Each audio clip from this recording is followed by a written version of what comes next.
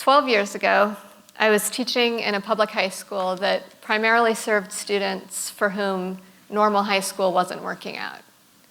Some of our students had been expelled from their regular schools, some were in foster care, some were in various stages of the criminal justice system. There were a lot of fights, and there were a lot of rules. One of the rules was that students had to wear these ID badges on lanyards around their necks at all times. It was supposedly a security measure, a way of knowing who was official, who was allowed to be in the building. It made no sense past the first week, of course. We knew who our students were. We knew their names.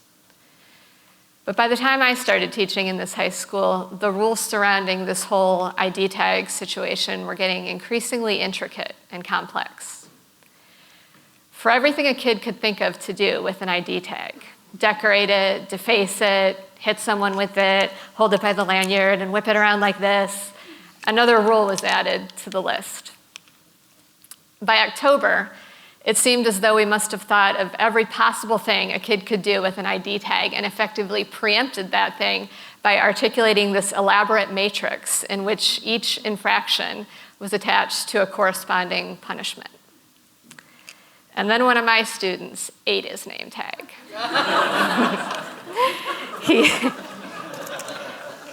He ate the whole thing, which meant there was no specific damage to correlate to the appropriate punishment, so nobody knew what to do to him. Which I thought was pretty clever on his part. There were a lot of tough days in that high school, but there were also hopeful moments. I remember one morning in particular, I was working with a student named Alex. And Alex was not a troublemaker, but he was apathetic and disengaged. He was defensive. He was kind of a scrawny kid with long, shaggy black hair. He had dark eyes. He was dressed perpetually in all black. He had several face piercings, but these were forbidden by our zero-tolerance dress code. So during school hours, he just had a lot of holes in his face. So he sat there with his eyes downcast, not participating, but not disrupting either, until we began a unit on creative writing, and he woke up. And he did more than wake up. He really lit up. I complimented him on his writing style, and he told me that he was a songwriter. It was the first actual conversation we had, the first interaction not polarized by my efforts to engage him and his more powerful efforts to withdraw. When we talked about his writing, we were suddenly just two people. It's one of the clearest examples I can give you of how words, just words, can be the connector, can be the difference between educating a kid or losing him.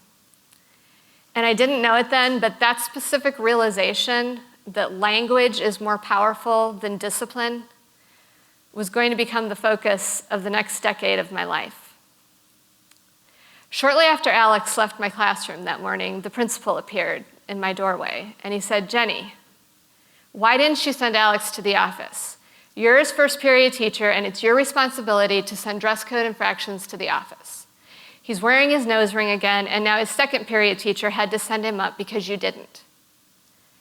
And I thought, this is insane. Why do we even care how they look? And even if we really can't stand the way the students look, why would we say anything about it? We don't do that with other adults because we understand that putting someone down based on their appearance is rude and disrespectful. But we do it with teenagers all the time, and then we're completely mystified when that rudeness and disrespect is reflected back to us. I hadn't even noticed Alex was wearing his nose ring, and if I had noticed and followed through by sending him to the office, I never would have learned that he was a gifted lyricist. We never would have been able to talk about his essay. After I left that high school and started teaching at the university level, I remained very concerned about how we talk to high school students.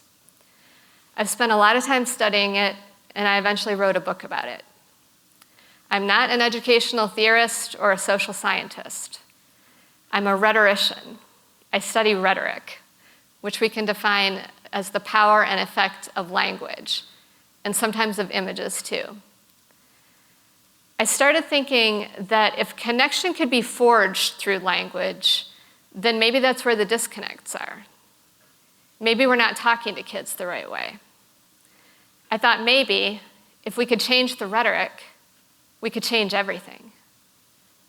But how do you change rhetoric? Well, first you have to understand the rhetoric you already have. So when you're looking at the rhetoric of an institution, and when you're studying it, you want to start by looking at the things that are said most frequently. That's what I heard most frequently from my students. This place is a prison. Even the good kids said it. We call that a metaphor, and it's a metaphor that's become a refrain in American high schools, especially the high security, high surveillance high schools that are now the norm in most communities. So students complain about their high schools feeling like prisons, but high schoolers complain a lot, and they have a lot of feelings. But this metaphor, it turns out, really holds up. It's supported linguistically, procedurally, and visually. So this place is a prison is a metaphor, just like he's a real bear in the morning is a metaphor. But we need to talk about a different kind of metaphor now, a more sophisticated kind. It's a kind of metaphor that affects every single one of you every day, but you're not aware of it because it's subconscious, and that's what makes it so powerful. It's something that cognitive linguists call a primary metaphor. I want to share an example with you of a primary metaphor for love. We call it love is magic, and this is how we talk about it. She cast her spell over me. The magic is gone. I was spellbound. She had me hypnotized. I was entranced by him. I was completely charmed. She is bewitching. Here's an alternate primary metaphor for love. We call this one, love is a medical patient. And this is how we talk about it. This is a sick relationship. They have a strong and healthy marriage. The marriage is dead. It can't be revived. Their marriage is on the mend. We're getting back on our feet. Their relationship is in really good shape. The language used reveals the primary metaphor that is operating. And these primary metaphors, they operate constantly beneath the surface of our lives without us even being aware that they exist, and they direct our behavior. For example, if I think of love as magic, then it seems completely beyond my control. It sort of exists at the whims of the universe, and when it's gone, poof. But if I think of love as a medical patient, then I suddenly have agency. I'm inspired to take good care of it and to actively heal it when it falters. So let's look at how the primary metaphor, school is prison, is supported, not only by language, but also by procedures and even by architecture in this case. So remember that the language used reveals the metaphor that is operating. This is language taken from a high school discipline policy, and it's very typical.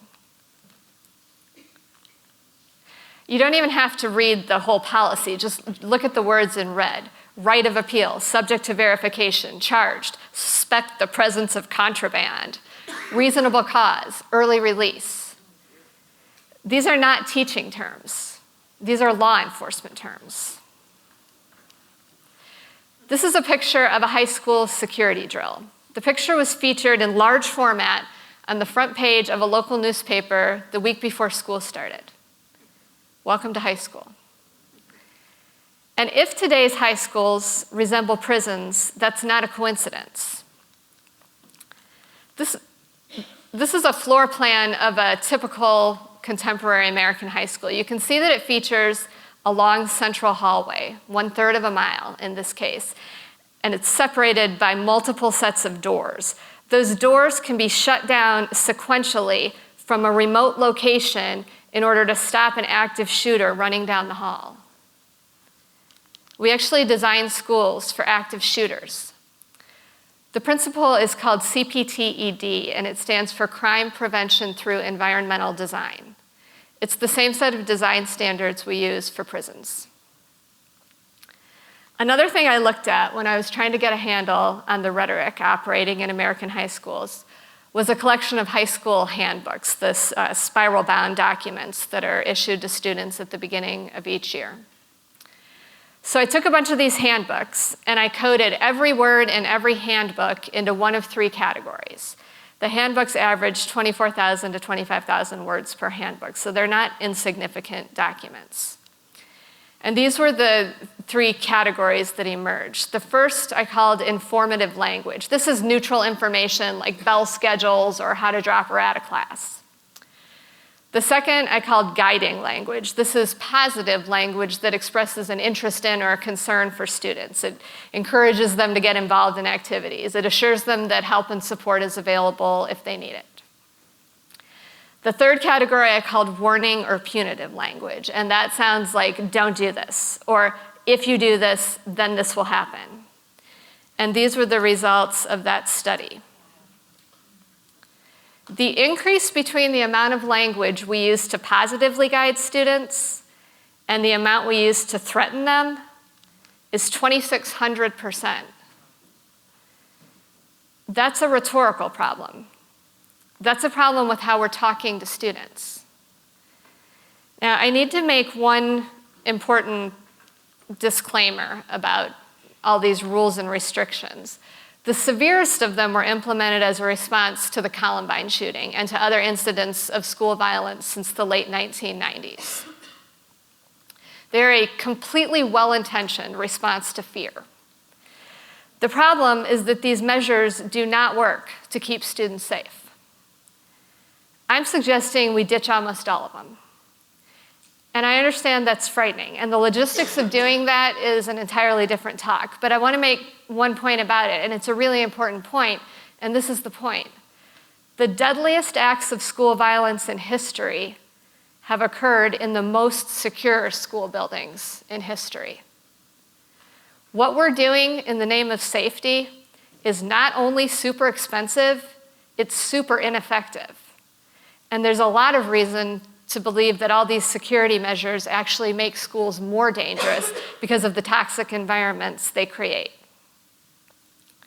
There's currently a groundswell of recognition that we need change, but the conversations we're having right now aim to make schools a little less prison-like. Maybe we don't need armed guards. Maybe we don't need metal detectors. Maybe we don't need to give teachers guns. And while I agree with all those things, I'm not really interested in those conversations because I think we need radical change. I think we need to stop tweaking the system and start radically reimagining the American high school. And one way to do that is through metaphor. The good news is that we don't have to keep this prison primary metaphor that we currently have. We know that we can change our world by intentionally changing the metaphors that structure it. We can pick a new metaphor. So let's try this one. So what you do is, once you've picked a metaphor, you ask yourself whether your language and policies are consistent with that metaphor. Right now, our language and policies really are consistent with the prison metaphor.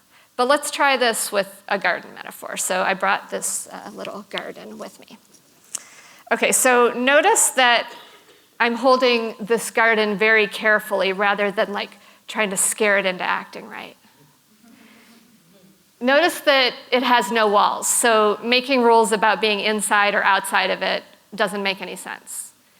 Notice that each plant looks different, and that's what makes the garden beautiful. So making rules about how the plants look doesn't make any sense. And this plant might need something different than this plant, and it might bloom sooner or later or not at all, and that's fine.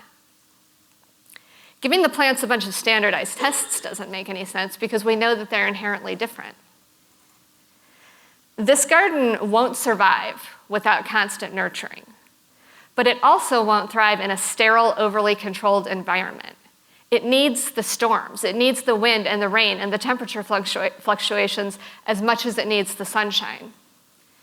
In fact, locking it down in an effort to protect it from every conceivable thing that could ever harm it will actually kill it. Think about that in terms of the American high school. Now, I understand how this looks. I'm a liberal academic suggesting not only that we turn high schools into gardens, but that we can save the teenagers with metaphors. And you're probably afraid I'm gonna walk off this carpet and go right back to smoking weed.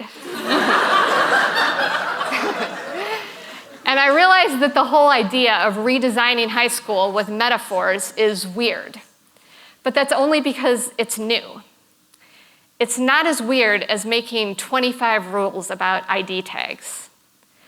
And it's not as weird as a bunch of adults sitting around a table writing dress codes specifically designed to conceal teenage girls' breasts. That's messed up. 2 years ago, I was in a gym running on a treadmill, and I noticed a young man lifting weights nearby who looked vaguely familiar. He came up to me as I was taking my running shoes off and getting ready to leave, and he said, somewhat tentatively, "Excuse me, did you ever teach high school?" And I smiled and said I did, but I didn't know who he was. "My name is Alex Rogers," he said, and it was like a portal opened up, and I could see right back through time to find the boy in the man's face.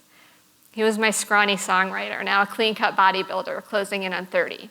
He was married, he had a baby, he had a decent full-time job, all the holes in his face had closed up. And I asked him how his senior year had gone because I'd left that school after his junior year. And he smiled sheepishly and said, "I got expelled." "You what?" I was shocked. I'd never known him to even speak out of turn in class. "Why?" I said. "Because I dyed a green streak in my hair," he said. He eventually capitulated and dyed his hair back to its natural color because he wanted to go back to school. He wanted to graduate, and thank goodness. But how many wouldn't have? There are a lot of kids dancing along that line. A lot of kids for whom it takes one meaningful learning experience to stay in school or one little dress code infraction to finish them off. If Alex had been living in a garden instead of a prison, if his school had been more concerned with nurturing than homogenizing, that green streak would have been an interesting variation, a new branch or flower, if it had been noticed at all. It certainly wouldn't have gotten him thrown out of the garden. We have enough prisons. Now we need more gardens. Thank you.